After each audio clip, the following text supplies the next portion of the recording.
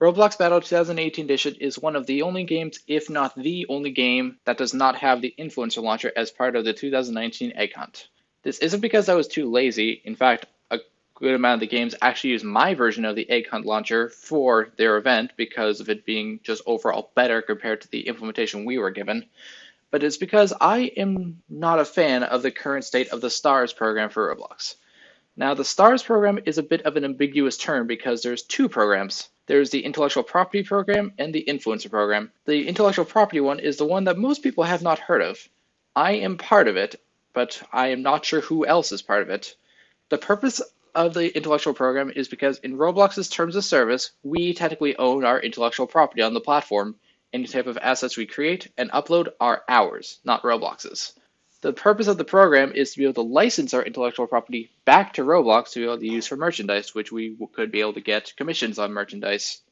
The actual commissions you get depend on what type of merchandise you get. As an example, I am in one of Roblox's books, but I'm only as a mention, so I am not expecting to get a single cent as a commission.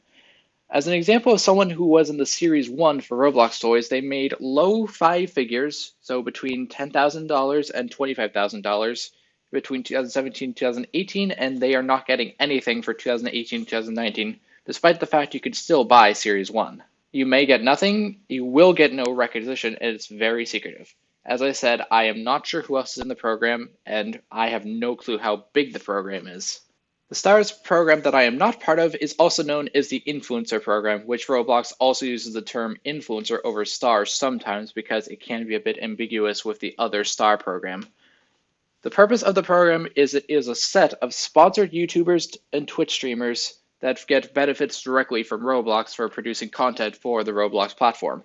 The benefits of this include being prioritized on Twitter and other social media platforms, lifetime outrageous builders club, a star icon in-game, early access to merchandise, mostly Roblox toys, free promotional items like the Google Pixel Book when they were doing a special where you got an in-game hat for the Pixel Book, a fairly new thing known as the follower rewards for getting a certain amount of followers, an exclusive contact method that I've heard is actually better than developer relations, and from my experience of dealing with developer relations, is believable. Event items, say like the pizza launcher and the egg launcher, and as of very recently, to be able to have people enter a code when they buy Robux or Builders Club to be able to get 5% of the revenue, not Robux, revenue, from people buying those types of items. Now, there's lots of programs that I have with the program. The main problem I have is a very lack of oversight. The main reason I'm saying that is because there's lots of ethics problems inside the STAR/influencer program right now. There are some very minor things, like there are guidelines on how to use the Roblox logo, and almost everyone that I can think of violates it. But there's lots of things that are worse. The first one that comes to mind for me is things that I consider asking for passwords, but as they phrase them, hacking fans. The way those types of things work is people would send them a message, whether it's on Twitter or in an email, containing their Roblox username and also their password, which if the influencer decides to make a video, they will log into their account saying that they're hacking their fans and do something. It can be giving them Robux, it could be spending all their Robux, it could be messing around in other games, it could be anything, because once you have someone else's account, you can do anything you want to said account. The problem with this is this causes the behavior of people randomly sending their username and passwords to people, hoping they will hack them and hoping for a good outcome, which could very well just result in having trust in random strangers with their account and suddenly losing everything they have. Another one I have seen a good amount of is Robux giveaways. These are not allowed according to the Roblox terms of service, typically because scammers will try to use them to get access to other people's account. Landon RB, now known as Landon 2, actually had a massive spree of videos trying to go against this by creating accounts and then publishing the password and having the first person to get it get all the Robux of that account. The main reason this is a problem is because Roblox is clearly showing they are not enforcing that part of the terms of service. And it gets kids to believe these types of giveaways when it's actually a scammer trying to just get access to their account. Both of those are pretty bad, but the worst case scenario is somebody loses their Roblox account. The worst one that I have seen, at least in my opinion, is advertising services that trade your personal information for currencies in other games. This is not exclusive to Roblox. Fortnite V-Bucks is a very popular one that I've seen on the same websites. But the problem is of Roblox's target market of less than 13-year-olds, which goes directly against the Child Online Privacy Protection Act, which prevents data collection, or at least limits it, for people under 13. These types of services are asking for a lot of personal information, which they then sell to others. These include names, addresses, I've seen credit card numbers for a few of them, birthdays, etc. If this type of information gets into the wrong hand, which it often does because of data breaches and just selling information in general, it'll affect a lot more than somebody's Roblox account. Right now, there is a spreadsheet maintained by me and a few other developers known as top contributors on the developer forum that we call the Spreadsheet, which contains a list of videos that fall into these categories as well as a few other ones. Unfortunately, these types of services that sell in-game currencies for your personal information make up the most entries. The spreadsheet right now is currently over 200 videos with over 120 or so actually containing those types of websites that trade your personal information for things like Robux and Fortnite V-Bucks. There are also some other entries that exist on the spreadsheet that don't fall into the previous categories. As an example, Zeph Plays has released a video called I Said for asterisks for the first time, parentheses Roblox, which includes 4 cases of him bleeping out swear words with the first letter being audible so it's clear what word it is, as well as him blurring middle fingers closer towards the end of the video. Okay, and now for post-editing Nexus. While I was getting the picture to show the videos of Zeph Plays swearing, I noticed that Landon had a video of Fortnite where he claimed to be swearing. Unlike Zeph's version, past 607, all swearing incidents are not bleeped out and include 10 instances of various swear words, particularly the F word and the S word. Although it is a Fortnite video instead of a Roblox video, there's a good chance that people will transfer over from his Roblox YouTube channel to his Fortnite one for more content, or they are already Fortnite players and are trying to get more content from the same person. This is especially bad because of Roblox's stance on swearing on the platform. Okay, back to the original recording. There are a decent amount of arguments out there about why they receive so much benefits while us developers don't. One of the ones that I have seen a few times is being an influencer is stressful. It is hard to deny that being an influencer like that of any type of channel, of any type of field, whether it's technology or gaming, is stressful, especially when it comes to community management. Developers also have to do the same, so we have to manage communities, code, and management of teams. I have also seen arguments about being an influencer being a massive time investment. Again, being a developer is the same, especially if you're pursuing college. And I've also heard it's a massive money investment for things like equipment. Again, same for being a developer, especially if you want to use DevX, which requires outrageous Builders Club.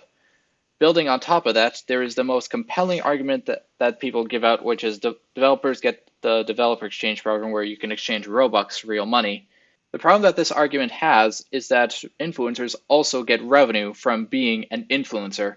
A number that I got from someone who has a relatively low amount of views per week and relatively low amount of subscribers in general in context of the STARS program as a whole gave me the number of about 90 cents per 1,000 views. This includes ad revenue from their YouTube channel as well as streams where people give so-called super chats, which is where they give money and then their chat message is highlighted and the streamer is able to see it and then respond.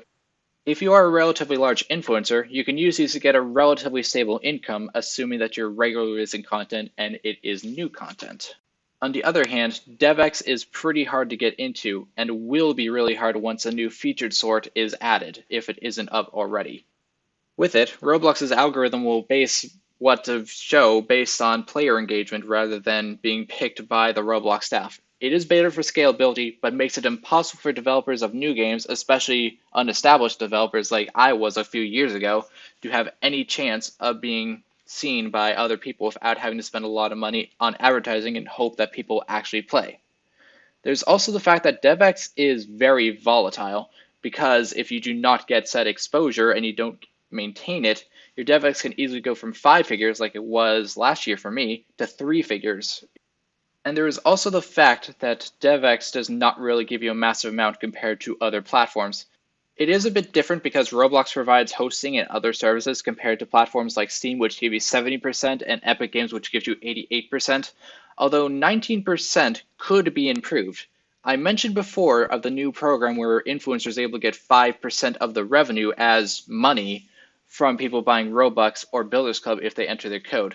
That 5% could have easily been added to the roughly 19% DevX to make it about 24%. There are arguments for trying to get that boosted to 40% or something very high like that, which would be great for us developers, but I'm not really seeing that being practical. It is evident, though, that Roblox is able to change this based on the recent change that effectively removes 5% of their revenue to influencers. So there is a lot that influencers get while being able to still produce these types of unethical videos. It seems pretty obvious that Roblox would try to do something to take down these unethical videos.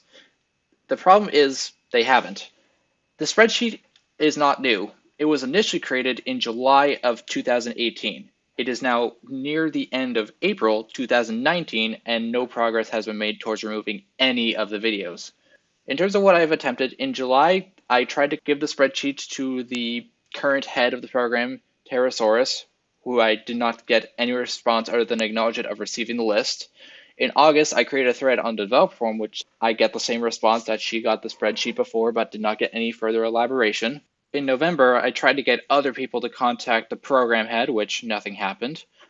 In both December and January, I tried contacting Roblox Community Safety twice. Both of them, I did not get a response.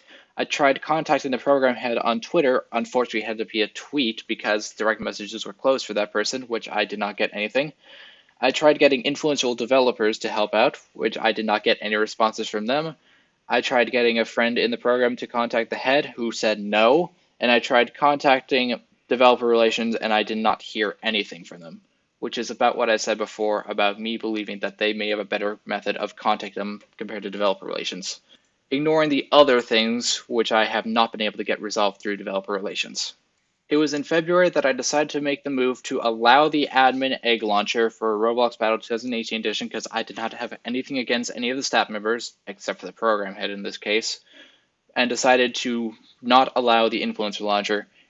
Initially, I wanted to just restrict the usage of the launcher to a certain set of influencers and allow everyone else to use it, but that idea was shot down by the people who actually were running the egg hunt. There was also the possibility it would be a massive public relations disaster for me that would hurt my relationships with several of the influencers as well as a lot of community members that support the influencers. So why does any of this matter? Well, developers and influencers should have a fairly mutual relationship because game developers need influencers to share their game and influencers need games to share. The problem is Roblox is making this relationship very unmutual, with influencers getting a lot of benefits and us developers getting very little other than being able to use the platform. It is very hard to become a popular developer, and the influencers are getting a lot of the rewards that newer developers and existing developers could potentially be getting. At the very minimum, I want the influencer program to be a bit more restrictive. I want all of the videos in the spreadsheets either modified or fully taken down. It is not something that should have taken almost a year, or depending on when this is going on, over a year to resolve. These types of videos are not okay to have up on the platform and have other people discover and then fall for the problems that they have.